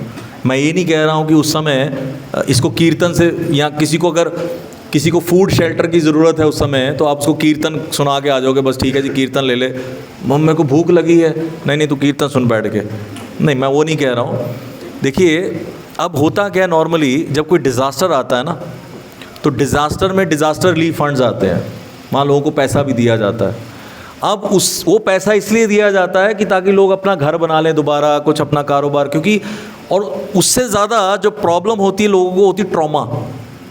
एक व्यक्ति के सारे जीवन की पूंजी ख़त्म हो गई एक बार में, उसने जो घर बनाया था, उसने जो भी बिज़नेस बनाया था, सब गिर गया, ख़त्म। उसको पैसा दिया जाता है कि तू दोबारा इसको खड़ा कर ले, लेकिन वो व्यक्ति होता ट्रॉमा में। और आप ये नोटिस करोगे वहाँ पे ना, ये जब इस तरह का कोई एरिया होता है वहाँ पे ठेके बड़ी जल्दी खुल जाते हैं। फिर ये शराब वाले खोल देते हैं अपनी दुकानें, क्यों? क्योंकि बंदा ट्रॉमा में है। और मूवीज़ में क्या देखता है, मुझे पीने का शौक़ नहीं, पीता हूँ गम बुलाने को। तो भाई सभी दर्दों का इलाज व्हाटएवर, जॉनी वॉकर और व्हाटएवर, तो उधर ठेके से लेके आया और बैठे जाते पीने के लिए। पैसा दिया गया कि भाई तू दोबारा खड़ा हो, स्टैंड हो, लेकिन नहीं, ट्रॉमा का इलाज नहीं हुआ तो किस में लग गया वो? गलत आदतों में लग जाता है। आपको पता होगा जब ये सुनामी आई थी साउथ इंडिया में, श्रीलंका, इधर मद्रास में सुनामी आई थी, तो सुनामी में बहुत सारे भक्त गए थे, श्रीलंका भी गए थे मदद करने के लिए। तो उनमें से हमारे इस्कॉन के हिज होलीनेस इंद्रदुम्न स्वामी महाराज, वो भी गए श्रीलंका। तो वो भी लेके गए, फूड फॉर लाइफ प्रोग्राम लगाया उन्होंने। तो श्रीलंकर गवर्नमेंट ने कहा कि फूड की चिंता नहीं हमें, फूड बहुत है यहाँ पे, चिंता ये है कि लोग ट्रॉमा में हैं, वी नीड ट्रॉमा थेरेपी। जो लोगों को जो शौक़ लगा है, लोगों को शौक़ से बाहर निकाल सके, हमें वो चाहिए। खाने की कमी नहीं, यहाँ भरा पड़ा है, सड़ रहा है उल्टा। तो उनको पूछा महाराज को, क्या आपके पास ट्रॉमा थेरेपी है? तो महाराज ने कहा है। तो महाराज बैठ गए एक जगह पे, सीन देखो, लोग ट्रॉमाटाइज थे, टूटे घर थे, पिलर टूटे हुए थे, सब खंडर बने हुए थे। उसके बीच में महाराज बैठे और महाराज ने कीर्तन करना शुरू किया, with the prayer to the Lord to help others. तो उसमें फिर एक डिसाइपल ने महाराज को कहा कि हरे कृष्ण हम तो शायद यहाँ नहीं समझ पाएंगे, यहाँ राम जी को जानते हैं अच्छे से लोग। तो महाराज ने फिर शुरू किया, जय श्री राम, जय जय राम, जय सिया राम, ऐसे करके कीर्तन करना शुरू किया। तो पहले महाराज अकेले बैठे थे, तो महाराज ने जब 1 घंटे बाद आंखें खोली तो बहुत सारे लोग बैठे थे, and they were clapping and they were also singing. अब वो जो मुरझाए हुए चेहरे थे, जो बिल्कुल ही एकदम से बुरी हालत थी जिनकी चेहरे पे, उन पर हल्की हल्की स्माइल थी और आंखों में चमक थी। So that is the difference. बहुत सारी संस्थाएं हैं जो शेल्टर प्रोवाइड करती हैं, जो फूड प्रोवाइड करती हैं, बहुत सारी ऐसी संस्थाएं हैं, लेकिन ऐसी संस्थाएं कोई नहीं है जो लोगों को ट्रॉमा से रिलीव कर सके। तो इसलिए ऐसे इंस्टीट्यूट भी चाहिए जो लोगों को हेल्प करते हैं, लेकिन ऐसे इंस्टीट्यूट भी चाहिए जो लोगों को मेंटल लेवल पे हेल्प करें। तो मदद तो हुई, और इस्कॉन तो दोनों करता है। तो इसलिए लोग, ये जो सोल्यूशन है कि जो स्पिरिचुअलिटी में लोगों को जोड़ा जाएगा, then people become more charitable and they more become self control. तब उनकी समस्याएं, आप एक बार सेल्फ कंट्रोल हो गए तो आपकी कितनी समस्याएं तो वैसे ही सॉल्व हो जानी है। काम, क्रोध, लोभ, मोह, मत्सर की वजह से जितने गलत डिसीजन लेते हो वो देना बंद कर दोगे, आप पाप करने बंद कर दोगे। जब भक्त बन जाओगे तो पाप में जीवन से दूर रहोगे, पाप में जीवन नहीं होगा तो सफरिंग कम आएंगी, कष्ट कम भोगने पड़ेंगे। और सबसे बेटर, इस जन्म के अंत में कहाँ चले जाओगे? भगवत धाम, जहाँ कोई वैकुंठ हो, वहाँ कोई कुंठ ही नहीं है, प्रॉब्लम ही नहीं है, प्रॉब्लम खत्म। और जब आप भक्त बन जाओगे तो दूसरों को भी दोगे ये चीज़। दूसरों को इमीडिएट प्रॉब्लम क्या है उसकी? हाँ, उसको खाना चाहिए, उसको कपड़ा चाहिए, आप उसको दो, लेकिन प्रसाद दो। प्रसाद खिलाया, साथ में उसको क्या बोला, अब तू ये भगवत गीता भी पढ़। एक बार एक व्यक्ति चैलेंज कर, प्रभुपाद लेक्चर दे रहे थे, तो उसको बोला, इतने लोग सड़ रहे हैं, मर रहे हैं, भूखे मर रहे हैं, आप क्या कर रहे हैं उसके लिए? ये तो प्रभुपाद ने कहा, जितने लोग हैं जो भूखे मर रहे हैं उन सबको मंदिर भेज दो हमारे, हम सबका टेक केयर करेंगे, प्रोवाइडेड भगवान की सेवा में लगे, इंक्लूडिंग यू, हम तुम्हें भी खाना देंगे, आओ। वो चुप करके बैठ गया। लोग आना नहीं चाहते, हम तो करने को तैयार बैठे हैं। तो if you want to help someone तो किस तरह से करो? इंटेंशन क्या होना चाहिए कि इसकी अल्टीमेट प्रॉब्लम क्या है? अल्टीमेट प्रॉब्लम ये इसलिए दुख भोग रहा है क्योंकि कहीं ना कहीं पाप कर्म हमने किए हैं। अब इसकी इमीडिएट प्रॉब्लम क्या है कि इसको भूख लगी है, ये लो प्रसाद। इसकी प्रॉब्लम सॉल्व कैसे होगी? इसको बोलो। और किसी को प्रसाद, जैसे generally we carry prasad in the car, जो भिखारी मांगने आते हैं तो हम उनको क्या बोलते हैं, पहले हरे कृष्ण महामंत्र बुलवाते हैं उससे। कई भिखारी तो वो भी नहीं बोलते, पता नहीं क्या ही बुलवा रहे हैं हमसे। मैंने देखा बोलते ही नहीं है, and don't give money to any beggar, don't give money. आजकल पैसा ही मांगने आते हैं वो, पता क्यों मांगते हैं? ज़्यादातर इन सबको लगी होती गलत आते हैं। मैं जालंधर में था, वहाँ पे वो सब्जी मंडी के पास वहाँ लेडीज़ आती थी बच्चे उठा के ना छोटे छोटे, साहब जी दे दो, बच्चा छोटा दूध पिलाना है, साहब जी दे दो, साहब जी। लोग दे देते 10 रुपये 20 रुपये। तो ऐसे मेरे साथ एक दिन बैठा था, उसने फटक से निकाल के दे दिए, कोई बाहर का व्यक्ति था, 50 रुपये दे दिए। मैंने गाड़ी साइड पे लगाई, कहते क्या हुआ? मैं कहा 5 मिनट वेट करो, कुछ नहीं। मैं 5 मिनट बाद उतरा उसको लेके, मैं उसको पीछे लेके गया, और जो लेडी मांगने आई थी दे दो दे दो, वो सूटे मार रही थी पीछे। मैंने कहा ये तुम्हारे 50 रुपये के सूटे लग रहे हैं यहाँ पे, बच्चे को दूध नहीं पिलाया जा रहा। वो उल्टा लड़ पड़ा उससे कि मैं तो ये पैसे दिए। तो मैंने कहा when you give money to someone जिसने अर्न नहीं किए हैं, तो जो उससे व्यक्ति काम करेगा उन पैसों से, गलत या सही, उसका रिजल्ट आपको भी भोगना पड़ेगा। उसको तो लगेगा ही लगेगा, आपको भी भुगतना पड़ेगा उसका रिजल्ट। तो बेटर है प्रसाद दो, प्रसाद दो, साथ में नॉलेज अगर देनी है उसका जीवन जिससे सुधर सके, भगवत गीता की नॉलेज दो, शास्त्रों की नॉलेज दो।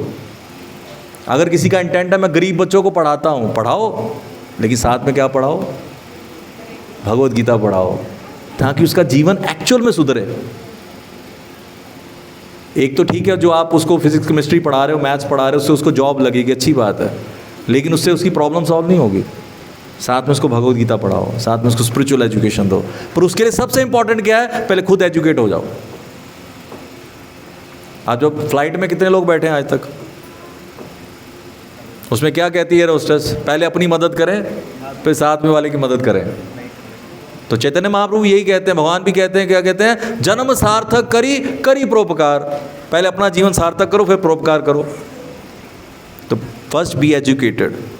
आप भी भगवत गीता पढ़ो, भागवतम पढ़ो, यहाँ पे डिस्कोर्स अटेंड करो, and then help others. Then आपके पास सही इंटेंशन होगा, सही नॉलेज होगी और सही कैपेसिटी होगी दूसरे की मदद करने की। तो बेस्ट नर सेवा ही नारायण सेवा नहीं है, बट द नारायण सेवा इज द बेस्ट नर सेवा।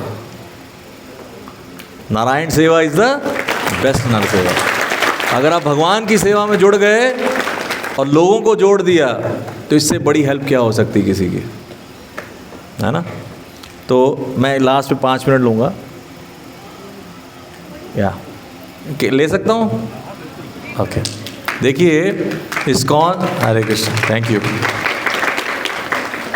इस्कॉन जो मंदिर प्रभुपाद ने बनाए हैं, वो सिर्फ घंटियाँ बजाने के लिए नहीं बनाए हैं कि यहाँ लोग आए घंटी बजा के चले गए, जैसे आम मंदिरों में होता है। हाँ, और मैं लिटरली, मैं ऐसे कोई ऑफेंड नहीं कर रहा हूँ। मैं जालंधर में जब प्रीचिंग कर रहा था, तो वहाँ एंशिएंट वृंदा देवी का टेम्पल है। आपने नाम सुना? जालंधर राक्षस, उनकी पत्नी थी वृंदा देवी, तो जालंधर का नाम वहीं से पड़ा। तो वहाँ ऐसे सुबह हम संडे प्रोग्राम करते थे, तो मैं संडे क्लास दे रहा था, तो पुजारी जी अंदर से आए, उनके हाथ में दूध का ग्लास था, चाय का ये मुझे नहीं पता, ग्लास तो था। तो वो आए, अब उस मंदिर में ऐसे इतना ही बड़ा हॉल था, तो ऐसे साइडों पे सब जगह से, इधर माता रानी, फिर गणेश जी का, हनुमान जी का, राम दरबार, राधा कृष्ण, लक्ष्मी नारायण होता ना, ऐसे नवग्रह, ऐसे सारे वो शोकेस में बंद होते हैं, आपने देखा होगा। तो ऐसे सारे थे। अब वो आए पंडित जी, उन्होंने क्या किया, पहला ग्लास लिया, इधर से शुरू हो गए, जो भी पहला था उनको ऐसे मुंह पे लगाया, घंटी बजाई, फिर वो आगे गए, उधर घंटी बजाई, फिर उधर गए, घंटी बजाई। मैं चल क्या रहा है ये? यहाँ कई बार आपने हनुमान जी के मंदिरों में देखा होगा कि हनुमान जी को भोग लगाने के चक्कर में बर्फ़ी मुंह में ठूस देते हैं उनके। हाँ, ऐसे लगा देते हैं। आपके घर कोई गेस्ट आता है तो ऐसे खिलाते हैं उसको, ये लो खा ले। तो प्रभुपाद ने जो मंदिर बनाए हैं, not only to train you spiritually, at the same time to contribute in the society also. क्योंकि हम क्या कंट्रीब्यूट कर रहे हैं? हम लोगों के जीवन को ठीक कर रहे हैं। साइंस क्या कहती है? लेट्स मेक थिंग्स बेटर,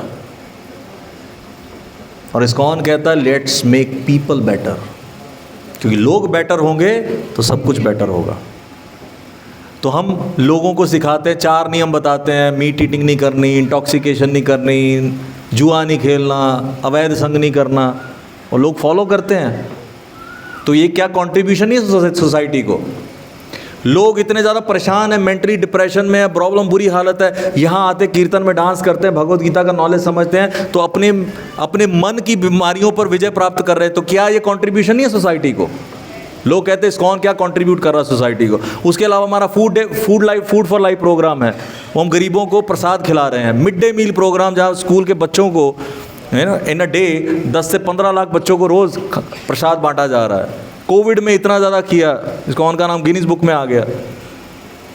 तो ये नहीं आप कह सकते कि इस्कॉन सोसाइटी में कंट्रीब्यूट नहीं कर रहा। जितना इस्कॉन कंट्रीब्यूट कर रहा है, ह्यूमैनिटेरियन लेवल पे भी कर रहा है, लेकिन उससे ज़्यादा स्पिरिचुअल लेवल पे कर रहा है, लोगों की एक्चुअल प्रॉब्लम्स को सॉल्व कर रहा है। That is what is the contribution of ISKCON. और लास्ट में कई बार लोग कहते हैं कि ये जो भक्त लोग होते हैं ना, मंदिर में बैठे दान मांगते रहते हैं, बार बार पे हर बार आ जाते हैं, अब मंदिर बनाना जी दान दे दो, फिर कहेंगे कि अब मंदिर चलाना है दान दे दो, हाँ जी, अब ये जन्माष्टमी आ गई दान दे दो, अभी अगले हफ्ते गौर पूर्णिमा, अगले मंडे दान दे दो। ये मांगते ही रहते हैं। इससे अच्छा तो काम धंधा क्यों नहीं करते? सिर मुंडवा के इधर बैठे हुए हैं, प्रवचन करवा लो इनसे, हैं? कोई काम धंधा कर। अभी माता जी ने क्या बोला, ये पहले बहुत MNC में काम करते थे, यूरोप में साइंटिस्ट थे, अबे जॉब क्यों छोड़ा? हमारे ऊपर बन गया, हमारा लहू पीने के लिए पैरासाइट, हमारे पैसों पे पलने वाला, हमारे टुकड़ों पे पलने वाला। इससे अच्छा तो जॉब करता। देखो सोसाइटी में आपको लॉयर चाहिए कि नहीं चाहिए? डॉक्टर चाहिए? बिजनेसमैन चाहिए? इंजीनियर चाहिए? क्या हर कोई लॉयर बन सकता है? हर कोई डॉक्टर बन सकता है? हर कोई इंजीनियर बन सकता है? लेकिन चाहिए सारे। इसी प्रकार से सोसाइटी में कुछ ऐसे लोग भी चाहिए जो लोगों को सही डायरेक्शन दिखा सके। वो हर कोई नहीं कर सकता, वो प्रभुपाद ने किया। और we are not the parasites. Parasite मतलब होता है, पैरासाइट होता है जो दूसरे के ऊपर पलता है। दूसरे जैसे होता है ना, पिस्सू बोलते हैं उसको, जोंक या पिस्सू। तो जैसा मैंने बताया, कंट्रीब्यूशन क्या है इस्कॉन की, वो ये है in terms of spiritual education, spiritual culture, और सबसे इम्पॉर्टेंट इनर ट्रांसफॉर्मेशन। ये सबसे बेस्ट कंट्रीब्यूशन है। आप बताओ, साइंस ने न्यूक्लियर बॉम्ब बना लिए, एक बम से पूरी सिटी तबाह हो सकती है, एक क्या 10-10 सिटी तबाह हो सकती हैं। क्या ऐसा एक भी बम बनाया साइंस ने जो फटने से किसी एक व्यक्ति की एक बुरी आदत खत्म हो जाए? And that's what ISKCON is doing, and that's what जो डिवोटीज हैं, जो इस्कॉन के भक्त हैं, जो फुल टाइम भी हैं। फुल टाइम भक्त क्या करते हैं? यही तो कर रहे हैं, पूरा दिन प्रचार करने का प्रयास कर रहे हैं, लोगों को जोड़ने का प्रयास कर रहे हैं। That's what we are trying to do. तो इसलिए अमेरिका इंडिया की तरफ टर्न हो रहा है, क्योंकि वो दुखी हो गए अपने पोस्ट मॉडर्न कल्चर से। इतना पैसा कमाने के बाद भी दुखी हैं। वो कह रहे हैं इंडिया की तरफ आओ, इंडियन लोग, इंडियन योगा को अपना रहे हैं, इंडियन भक्ति को अपना रहे हैं, और हम उधर जा रहे हैं। तो इसलिए being a devotee full time हो, चाहे आप घर में रह के करोगे, but if you become a devotee, that is the best contribution you can do to the society, क्योंकि आपकी लोगों की प्रॉब्लम को जड़ से सॉल्व कर सकते हो। मैं अमीर नहीं हूँ, लेट्स से आप में से बहुत होंगे जो अमीर नहीं हैं। आप हो सकता है लोगों का बड़े बड़े भंडारे ना करवा पाओ, in terms of Prasad also, quote unquote, कि आप, लेकिन जिसकी जो कैपेसिटी है, सही इंटेंशन, सही नॉलेज और सही जो भी आपकी कैपेसिटी है, उसके आधार पर उसको भक्ति में जोड़ सकते हैं आप। अगर आपको भगवत गीता का नॉलेज है, आप उसको नॉलेज दीजिए, आप उसको चैंटिंग में जोड़िए, उसको पढ़ाइए, भगवत गीता पढ़ाइए। अगर आप कोई और मदद कर सकते हैं तो और कर सकते हैं, लेकिन इंटेंट क्या रहना चाहिए? इसको भगवान के साथ जोड़ना है। ठीक है? तो अकेली nar seva is not equal to Narayan seva, क्योंकि लेट मी कंक्लूड, नर सेवा से आपको कोई मुक्ति नहीं मिलने वाली।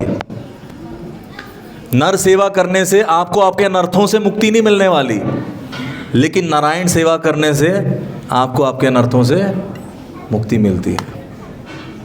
ठीक है। और अगर आप, मैंने फिर बोलूँगा कि Narayan seva is the best way to do nar seva. तो मैं ये नहीं कह रहा हूँ कि नर सेवा नहीं करनी चाहिए, पर जो लोग कहते हैं कि सिर्फ नर सेवा करो, नारायण सेवा मत करो, या फिर नर सेवा ही नारायण सेवा, they both are wrong. The best way to serve humanity is to serve the lord. क्योंकि जब आप भगवान के साथ कनेक्ट हो जाओगे तो आप जो सेवा कर पाओगे लोगों की, वो बेस्ट होगी। Hare Krishna. Thank you very much. Shri Prabhupada की जय। हिज ग्रेस शुका प्रिया प्रभु की जय। किसी का कोई प्रश्न है आज के इतने सुंदर लेक्चर को लेके? आज के लेक्चर से रिलेट होना चाहिए, इफ देन ओनली है। एसी बंद हो गया? एसी तो चल ही नहीं रहा था पहले। क्या चल रहा था? अच्छा, वो चल रहा था। ओके। हरे कृष्णा प्रभु जी, thank you for this wonderful lecture. हाँ प्रभु जी, जब हम भक्ति में आते हैं तो हमारी काफ़ी चीज़ें बदल जाती हैं। तो घर में डिवोशनल सर्विस भी कैसे मतलब चालू रखें, और घर वालों से अपना बिहेवियर और रिलेशन भी कैसे सही बना के रखें? Okay, good question. क्योंकि क्या होता है, कई बार जब भक्त बनते हैं तो गर्मजोशी में कई चीज़ें हम घर में ऐसी बोल जाते हैं जो घर में रिलेशन ख़राब हो जाता है। आप कौन से माता पिता हैं मेरे? कौन से जन्म के माता पिता? मेरे तो हर जन्म में माता पिता हुए, हर एक को मरना है एक दिन। सब ने, हे बच्चे को क्या हो गया, अभी तो ठीक किया था सुबह, तो ये क्या सिखा रहे हैं इसको, ऑन वाले दिमाग ख़राब कर दिया इसका। या किसी के घर में नॉन वेज चलता होता है, बच्चा भी नॉन वेज खा रहा होता है और अचानक से वेजिटेरियन बन जाता है, तो घर में प्रॉब्लम हो जाती है। तो बहुत ट्रिकी वे में, जैसे हम कॉलेज में प्रीचिंग करते थे, जैसे किसी घर में नॉन वेज बनता था, तो जब बच्चे घर जाते थे तो हम बच्चों को ये कहते थे कि ये मत बोलो घर में जाके कि मीट खाना गलत है, पाप है। मैं को नहीं समझेंगे। आप सिंपल मम्मी को बोलो, मम्मी आप कढ़ाई पनीर बड़ा अच्छा बनाते हो। नॉन वेज तो मैं कॉलेज में भी खा लेता हूँ, आप कढ़ाई पनीर बहुत अच्छा बनाते हो, वो खिलाओ मुझे। मैं इतने दिन बाद घर पे आया हूँ, कढ़ाई पनीर नहीं खिलाओगे मुझे? तो just instead of fighting, just change कर दो, घुमा दो। तो जैसे अगर घर में किसी के चैंटिंग की प्रॉब्लम है तो 2-3 माला उनके सामने करो, बाकी छुप के करो। पार्क में चले जाओ वॉक करने, कहीं वहाँ कर लो, ताकि उनको लगे कि हाँ मेरा बच्चा सिर्फ 15-20 मिनट माला करता है। तो ऐसे बहुत सारे तरीके हैं जिससे आप कंट्रोल कर सकते हो एनवायरनमेंट को, ना कि डायरेक्टली आप धावा बोल दो उनके ऊपर। फिर धीरे धीरे वो भी समझेंगे चीज़ों को। जब आपके अंदर पॉजिटिव चेंजेस देखें, घर में मम्मी की मदद करो, किचन में जाके मम्मी आज मैं हेल्प करता हूँ आपकी। फिर वो कहेंगे अच्छा, जब से बच्चा मंदिर जाने लग गया बड़ा रिस्पॉन्सिबल हो गया, पहले तो कभी घुसता नहीं था किचन में, अब घर के कामों में हाथ बटाने लग गया, रिस्पॉन्सिबल हो गया है। तो इस तरह से वो पॉजिटिवली लेंगे। लेकिन आप सीधी फिलॉसफी उन पर धावा बोल दोगे एकदम से, नहीं समझ आएगा। जब वो पूछेंगे कि बेटा तेरे अंदर बहुत अच्छे चेंजेस आ रहे हैं, बड़ा अच्छा लग रहा है, ये कैसे हुआ, फिर बोलना शुरू करो थोड़ा थोड़ा। हरे कृष्ण। हरे कृष्ण। ये पंखा जरा चला ही दो माता जी। हरे कृष्ण। मेरा गुरुजी से सवाल है। यस माता। जैसे आपने बताया कि नर सेवा और नारायण सेवा, अब हम नर सेवा तो करते हैं, जैसे डेली जाते हैं हस्बैंड पशु पक्षी को जैसे कुछ दाना चारा खिलाने, कभी कभी जैसे आपने बताया इधर उधर भूखे हैं उन्हें खाना वाना खिलाने, वीकली में करते हैं। और सुबह तो पक्षियों के लिए डेली जाते हैं। तो अब ये तो है हमारी नर सेवा, जैसे आपने बताया, समझ में आया मुझे। एक नारायण सेवा, भक्ति से हम जुड़े हैं मगर पूरी तरीके से नहीं जुड़े हैं। तो मेरा प्रश्न ये है कि अब जो हम ये कर रहे हैं, नर सेवा तो है ही, तो नारायण सेवा से कैसे पूरी तरह से जुड़ा जाए? तो क्या हम कर रहे हैं ये सही है? माता जी आपको अभी क्लास के बाद पूरा उसका मैनुअल देंगे वो कि तो कैसे मैं जुड़ा सोच रही हूँ कि मिलके जाऊंगी, क्योंकि आज मैं सेकंड टाइम यहाँ पे आई हूँ। और इस्कॉन टेम्पल 4 चीज़ें करनी माता जी आपको, ABCD। अच्छा, ABCD 4 चीज़ें। A एसोसिएशन, जब आओ भक्तों का संग करो, इनका संग करो, पूछो प्रश्न अपने, बुक रीडिंग करो, बुक्स लेके जाओ वो पढ़ो। C मतलब चैंटिंग करना शुरू करो, 15-20 मिनट हरे कृष्ण महामंत्र शुरू करो। और D डाइट, भोग लगाना सीखो कैसे लगाते हैं। हाँ जी। और जो चीज़ है वो सात्विक खा के भोग लगा के खाना शुरू करो। That's all. अच्छा। और लोगों को जो खिलाना वो भी प्रसाद खिलाओ। अच्छा, खिलाओ, कोई दिक्कत नहीं, लेकिन प्रसाद खिलाओ। और जैसे सुबह जाते हैं पक्षियों को करने के लिए, उसका वो ठीक है, हम पक्षियों को भी प्रसाद खिलाओ, क्या दिक्कत है? अच्छा, वो मना थोड़ी करेंगे हम प्रसाद नहीं खाएंगे। हाँ, जब आप उन्हें दाना डालें तो हरे कृष्ण महामंत्र भी बोलते अच्छा, रहो। हरे धन्यवाद। कृष्णा। हाँ, धन्यवाद। अच्छा, एक अनाउंसमेंट मैं कर दूं, वो ये है कि अगले संडे दोपहर को, अगले संडे कोई प्रोग्राम नहीं है, अगले संडे से लव फीस्ट शाम का रहेगा, शाम को होगा, दोपहर को नहीं होगा। Evening timings 7 to 9। 7 to 9 PM हुआ करेगा। और जैसा माता जी ने बताया, ध्यान से सुनिएगा, जैसा माता जी ने बताया कि 20 तारीख से, क्योंकि अगले मंडे गौर पूर्णिमा है, जो हम ये प्रोसेस फॉलो कर रहे हैं चैंटिंग, डांसिंग, फीस्टिंग का, ये स्वयं भगवान ने आके हमें बताया है, चैतन्य महाप्रभु ने। तो उनका आविर्भाव, बैठ जाइए बैठ के पूछिए, उनका आविर्भाव है होली वाले दिन होता है। तो 20 तारीख से लेके 25 तारीख तक क्या है, शाम को रोज़ कथा होगी। और 25 तारीख का स्पेशल प्रोग्राम रहेगा, वो अनाउंस कर दिया जाएगा संडे को। लेकिन 20 तारीख से लेके संडे तक, जो भी 24 तारीख तक रोज़ शाम को इसी समय पे गौर कथा हुआ करेगी, शाम को 7 से 9। और उसके बाद सबके लिए डिनर प्रसाद होगा। तो आप आइए उसमें। माताओं को छुट्टी, कोई कुकिंग करने की टेंशन नहीं, 4-5 दिन डिनर की छुट्टी, इधर आके डिनर करिए, लेकिन प्रोवाइडेड कथा सुन के। ऐसे नहीं कि लास्ट मिनट पे आ जाओगे तो भी मिलेगा, लेकिन कथा सुनोगे तो ज़्यादा बेटर है। कूपन के साथ मिलेगा, माता जी कह रही है।